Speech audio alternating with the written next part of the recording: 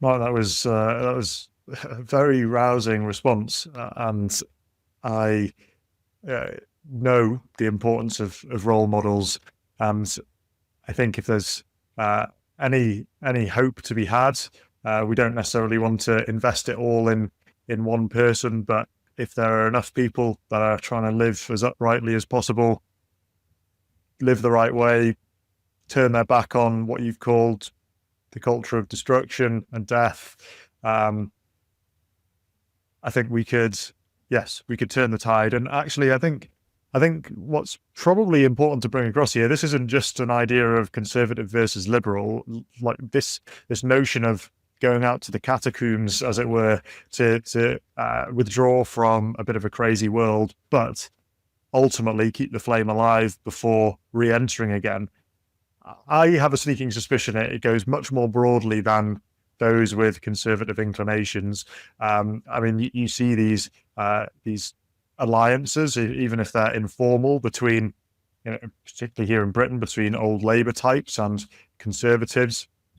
You look around and go, "What is this? It's unrecognisable," and they find themselves on panel discussions largely agreeing. Now they know that one day the election day will come up and they might not always agree, but I think people are typically seeing that the world which we've come to live under is not particularly good for human flourishing. Right, John. And I would say, sorry to cut across you, I would say, No, for please do. example, yeah, George Orwell is precisely the type of person you're talking about. He was an old leftist who was a patriot. And you look at his essays in politics and the English language, for example, sorry, one of like politics in the English language as one example, or you look at his sarcastic, comments about these people who, sit in the luxury of the West and support Stalin, for example.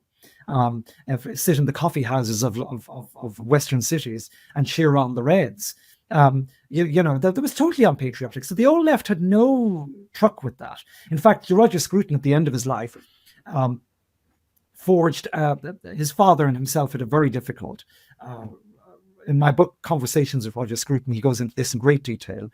I have the famous line from that opening conversation that we had.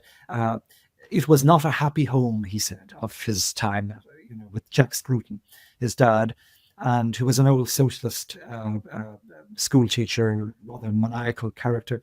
But he forged an alliance with them at the end of his days because they both recognized, one being now, conservative, very famous conservative at this point, and still this frustrated old school teacher with socialist inclinations, that their common home in terms of architecture was being despoiled. And of course, Roger wrote extensively on architecture, and he saw that as central to the maintenance of home. But so too did Jack Scruton, despite their differences. And so the attempt to save High Wycombe, as one example that where the childhood home was, from the destruction of postmodern architects, was something that brought them very close at the end of their days, and they spoke on common platforms and so on. Remarkable thing to happen. So the old left certainly has common alliance with traditional conservatives when it comes to repudiating the woke agenda, when it comes to repudiating postmodernism, when it comes to repudiating oikophobia. Now, I will say this too. You look, for example, at this one phenomenon which points to how salvation can be had. And that is, and it's only one, I'm not saying people ought to do this, but it's an interesting sociological observation. When the then Pope Benedict XVI took the restrictions off the Latin Mass, for example, in 2007, the congregations of those masses in Catholicism boomed and have boomed ever since.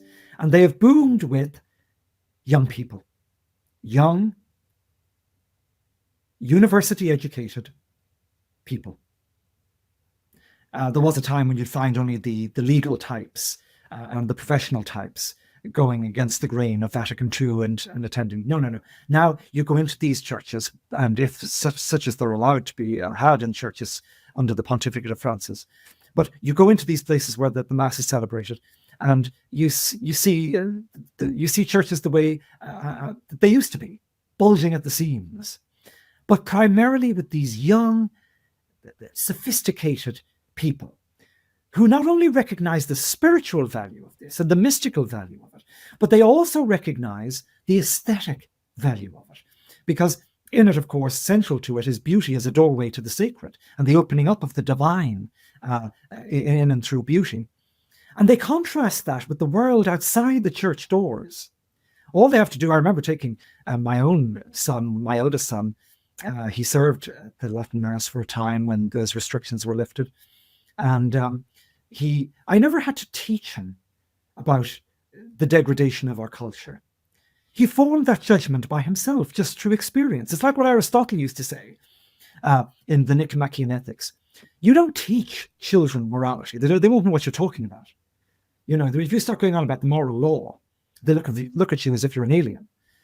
So what you do, says Aristotle, is you show them the courageous person. You show them the wise person. You show them the honorable person, and you say, imitate that. And so they see the appearance of the person, and they contrast it with the awfulness elsewhere, and they say, no, that's the truth. That is the authentic thing. I see it now, and that is what I'm going to pursue. And so when you walk out and you see the degradation of the cities, and you see the degradation of the culture, you say, no, I have seen the truth. Which is why Jesus can stand before us and say, I am the way, the truth, and the life. I'm a person. Imitate me. Do as I do. So when the young person walks out of these sacred settings and they see the aesthetics of our world, such as they are, they say, no, that's rubbish. I want the reality. I want the authentic. And that's where I'm going from now on. That's who I am. So you see, when an avenue of reality and authenticity is opened up to the youth, they unplug. They want to unplug because there's something deep within us that wants to connect with reality, with truth. It may be tried to say that we're hardwired for truth, but we are. Mm-hmm. So those who say that we're in a post-truth era, again, are get comfortable with delusion. But truth there is. And it's there to be had and it's there to be seen. And once you see it, you can't unsee it.